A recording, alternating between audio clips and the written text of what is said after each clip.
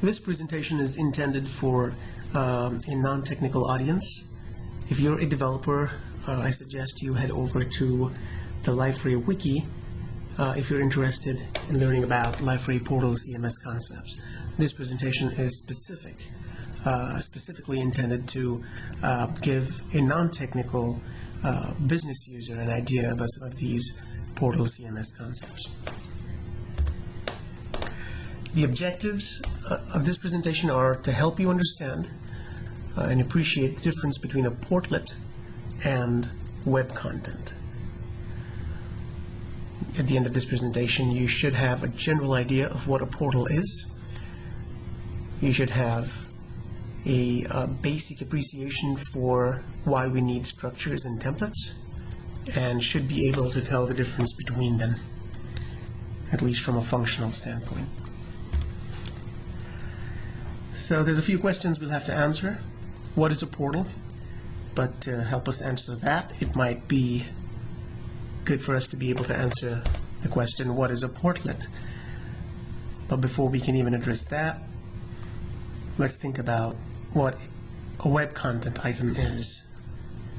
Right? So what is a web content item? In a portal site that is driven by web content primarily, a web content item is a unit of information that's displayed on the website. Now, this unit of information can be just one field, or it can be a combination of several fields. And field types range from rich text, an image, all the way to a link to a document, a URL. A couple concepts that are related to a web content item: structure and template. So a web content item has a structure and it's associated with a template.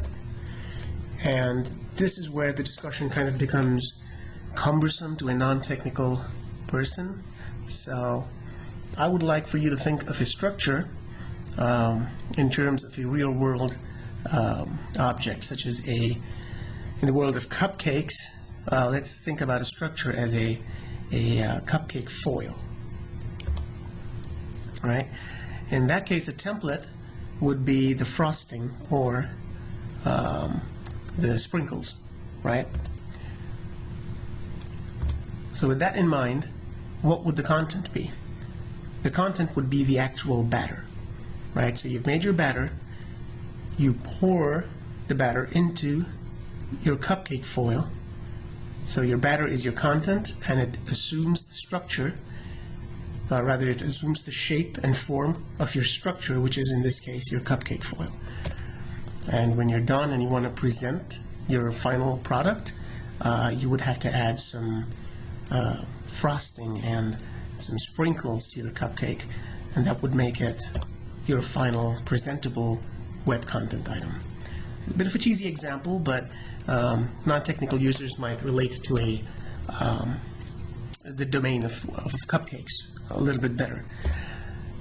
So why do we need these? Why do we even need a structure or a template? Let's look at this simple piece of web content. This is the final content that is presented to the user. This is its final form. But for this to be constructed, you would need HTML that sort of looks like this. Right? So this is the raw HTML, and to a developer, an HTML programmer, this is fairly trivial. But the way you would do this using structures and templates is you'd have a very simple structure with one field in it, one text field with the title, Frequently Asked Questions. And that's about it. That's kind of not very exciting. So let's take a more complex example. Right? So this here is a content item that's supposed to show 4 thumbnail images. You click on an image and you get taken to a certain page of your website. There's a bit of a blurb for each image that shows under it, as well as a title for each image. Right? Now this is fairly complex, and if you had to go and write raw HTML for something like this, it would very likely look like this. And this is very involved. Again, a technical resource might find this pretty straightforward, but A non-technical user, a content contributor, someone that's contributing content to a website, would be completely daunted by this, and rightly so. And so what we do then is we define a structure, right, which has all those elements in it, and get it to a point so the user, the content contributor, would simply have to supply the various elements for each of these sections, right? So we have a repeatable field, or rather a repeatable section, a set of fields, and in each set we can specify a text field, we can specify a link to a document or an image, we can specify a heading, we can specify some rich text that shows as the blurb, as well as a link to a page of the website. And this is a lot more straightforward, right? This gives a non-technical user everything they need to quickly contribute content and create a unit of information that is ready for consumers of your web content. This is where structures and templates come into play, right? Web content item is also known as a journal article. That's a technical term used by developers. So anytime you hear a technical resource say journal article, that's synonymous with web content item. In fact, all of the Liferay technical documentation calls web content items journal articles. So it's good for you to know that. A web content item is not to be confused with a document. Remember, there's a content repository, which is where web content items are stored, where structures are defined, where templates are defined. And then there's a document repository, which is where you would upload and manage the metadata of all your files, all your documents. So the content repository might reference the document repository. That's usually how it goes. It doesn't go the other way, typically. And then a web content item gets versioned when it is updated, right? So anytime you publish a web content item or you save a draft of it, you have a version of that at that point in time. So that's a very valuable feature of any content management system. So let's build up to a metaphor. Think of content as movie posters, right? Every web content item is a movie poster, and just kind of shelf that off to some part of your brain, and we'll come back to this in a little bit, all right? So now that we've answered what a web content item is at a high level, what is a portlet?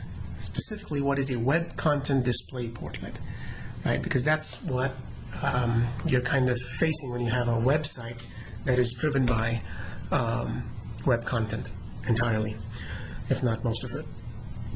So a web content display portlet is a web application that can be added to a page, a portal page. It is configurable. For example, a portlet can have a border. It can have a lot of other things. You could have all sorts of custom configuration, but that's just one quick example. A portlet is reusable. What that means is that you can have multiple instances of that portlet on various pages of your website, provided that the portlet is an instanceable portlet. That's a technical term, so don't worry about it if you don't understand it completely. More than 90% of a website can be simply instances of these two portlets, the web content display portlet and a portlet that Liferay calls the asset publisher portlet. Personally, I would have liked the asset publisher portlet to simply have the name web content list portlet, but there's a reason why they call it asset publishers, that it actually addresses various web content types, not just, various content types, not just web content, but also documents. But as far as a non-technical resource goes, you just need to remember that a web content display portlet can be used to show one and only one web content item. An asset publisher portlet, on the other hand, can be configured to show multiple web content items. A portlet is portable. What that means is that you can run a portlet